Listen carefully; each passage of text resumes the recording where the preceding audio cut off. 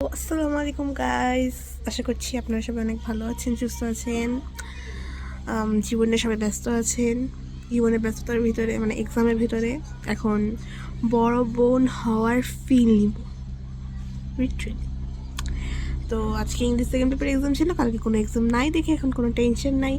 তো 3 তারিখে বেবি আসার কথা ছিল, যেখানে এখন 1 তারিখে চলে আসবে ইনশাল্লাহ। বেবি সুস্থভাবে আসুক সেটাই দোয়া করি। তো এখন সবাই আমরা হসপিটালে যাব, সব কাজ শেষ করেছি তাড়াহুড়া করে। এখন আগে থেকে একটা ইচ্ছা ছিল যে হসপিটালে যাওয়ার সময় একটা ব্লগ বানাবো যে কিভাবে কি হয়, কারণ এর আগে যে কয়বার সিস্টার হয়েছি, বিগ সিস্টার এল্ডার সিস্টার, সে কয়বার কোনো হুঁশ জ্ঞান ছিল না, কারণ ওই সময় অনেকটা ছোটো ছিলাম। এখন সব কিছু বুঝি। তো এখন আমি একটা ব্লগ বানাবো ইনশাল্লাহ, আপনাদের সাথে আমি হসপিটালে যাব, সব কিছু দেখাবো অ্যান্ড এই ব্লগটা ছাড়বো ইনশাল্লাহ। তো আজকে আমরা এখন যাব একটু পরে, লাইক এখন সামথিং 11:30 মতন বাজে। আমরা 1টা কি 12:40-এর ভিতরে বাসা থেকে বের হব। সবাই ভালো থাকবেন, সুস্থ থাকবেন এবং আমাদের সাথে থাকবেন ইনশাল্লাহ। ব্লগটা আল্লাহ যদি বাঁচে কন্টিনিউ করব। এখন সব কিছু রেডি হচ্ছে ইনশাল্লাহ। আমরা এখন কয়টা বাজে, এখন সামথিং 12টা সামথিং বাজে হয়তো। 1টার মধ্যে ইনশাল্লাহ বের হয়ে যাওয়ার ট্রাই করবো। এখনও সিজার কয়টায় হবে সেটা আমাদের জানা নেই। And I can feel like বড় বোন। এর আগে যতবার বড় বোন হয়েছি তখন তো অনেকটা ছোটো ছিলাম, ফিল হয়নি, but now I can feel বড় বোন। তো সবাই সাথে থাকবেন, দেখবেন কি হয়। মেইনলি হয়েছে কি, আমাদের 1 তারিখে বেবি আসার কথা ছিল না, সেটা এখন 3 তারিখে হয়ে গেছে ফর দ্য প্রফেসর ডক্টর। তো আবার 3 তারিখে দেখা হবে। কালকে তো থাকবো না এত সকালবেলা, তোমার ভিডিও তো করতে পারবো না, তুমি বাবা হবো, তোমার ফিলিংস কেমন? ফিলিংস কালকে দেখতে হবে, এখন ফিলিংস কি হবে বলতে তুমি? থাকে না আগে থেকে একটু কোনো ফিলিংসই নাই? এখন ফিলিংস বোঝানো যাবে না। তখন তো থাকতে পারবো না, ভিডিও করতে পারবো না, তখন যাবো আমি স্কুলে এক্সামের জন্য।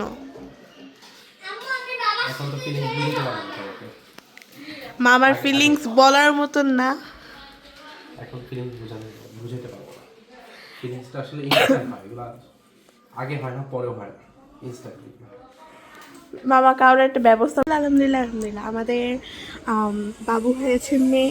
আনফর্চুনেটলি আমার এক্সাম ছিল দেখে আমি আগে যেতে পারিনি, কোনো সিন দেখাতে পারিনি।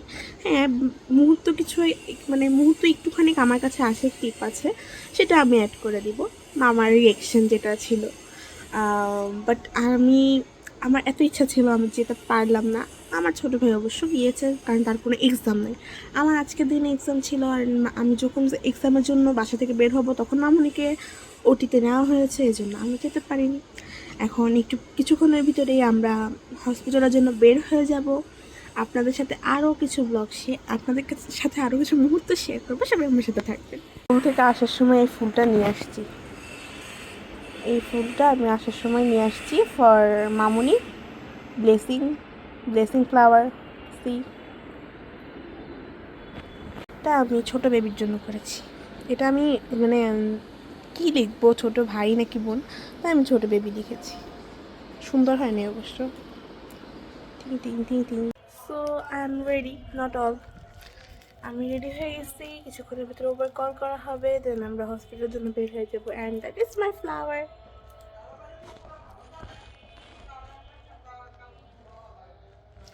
এটা আমার ফ্লাওয়ার। অ্যান্ড আমরা কিছুক্ষণের মধ্যেই বের হবো। মামা বারবার কল দিচ্ছে, কোথায় আছো, লাইক সো এক্সাইটেড।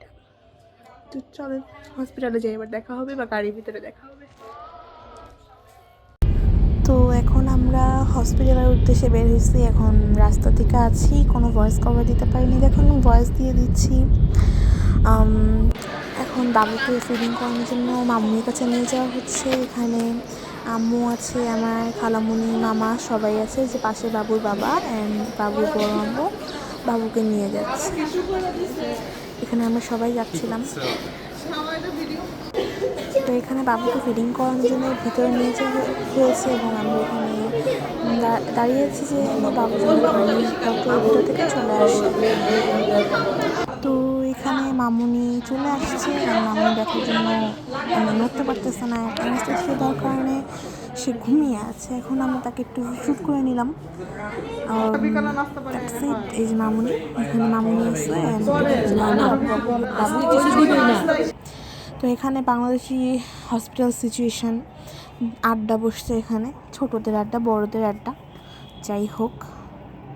সো কালকে তো আমি ওইরকম করে কোনো শ্যুট করতে পারিনি যেহেতু হসপিটালে ছিলাম, দেন এন্ডিংও করতে পারিনি। আজকে হচ্ছে 4 তারিখ, 3 তারিখে আমাদের ইয়ংয়ের সিস্টার, আলহামদুলিল্লাহ সিস্টার হয়েছে। ইয়ংয়ের সিস্টার চলে এসেছিলো, মামুনি যখন ঢুকেছে তখন আমি ভিডিও করতে পারিনি আনফর্চুনেটলি, আম্মুর কাছে ফোন ছিল। তারপরে হচ্ছে আমরা দুপুরবেলা মামার সাথে রেস্টুরেন্টে গিয়েছিলাম, পোলাও মাংস খেয়েছি লাইক 4টার দিকে, অ্যান্ড দেন আবার হসপিটালে চলে আসছি। কালকে এত পরিমাণে টায়ার্ড ছিলাম কারণ সকাল 6টার দিকে উঠে এক্সামের প্রিপারেশান নিয়েছি, রাতে 2টা পর্যন্ত এক্সামের প্রিপারেশান নিয়েছি, 6টায় উঠে আবার এক্সামের প্রিপারেশান নিয়েছি, দেন এক্সাম দিয়েছি, এক্সাম দিয়ে তাড়াহুড়া করে ফ্লাওয়ার কিনে জ্যাম ঠেলতে বাসায় এসে তাড়াহুড়া করে রেডি হয়ে তাড়াহুড়ো করে হসপিটালে গেছি। অ্যান্ড হসপিটালে তো টায়ার্ডনেস অবশ্যই থাকে, অনেক দৌড়াদৌড়ি করছি কালকে। তো 6000 স্টেপ করছি কালকে, নর্মালি আমার 2000 থেকে 3000 স্টেপ হয়, কালকে 6000 স্টেপ হয়েছে অফ। দেন হচ্ছে বাসায় আসছি সামথিং 9টার দিকে খাবার খেয়ে ঘুমাই গেছি। ম্যাথ এক্সামে কোনো প্রিপারেশন নেইনি কালকে, আজকে আলহামদুলিল্লাহ ভালো প্রিপারেশন নিয়েছি, ইনশাল্লাহ সামনে পরীক্ষাগুলো ভালো যাবে। আমার ছোটো বোনের জন্য নাম ঠিক করা হয়নি তাই নাম বলিনি। ছোটো বোনের জন্য অনেক অনেক দোয়া রইল, অনেক অনেক ব্লেসিং ফর ইউ, মানে many blessing for you and praying for you for, তুমি জানি বড় হয়ে তুমি যে হসপিটালে জন্ম নিয়েছো সেই হসপিটালে ডক্টর হতে পারো, প্রফেসর হতে পারো, সে দোয়া রইল তোমার জন্য। আজকের জন্য এতটুকুই, দেখা হবে নতুন কোনো ব্লগে। আল্লাহ হাফেজ, আসসালামু আলাইকুম।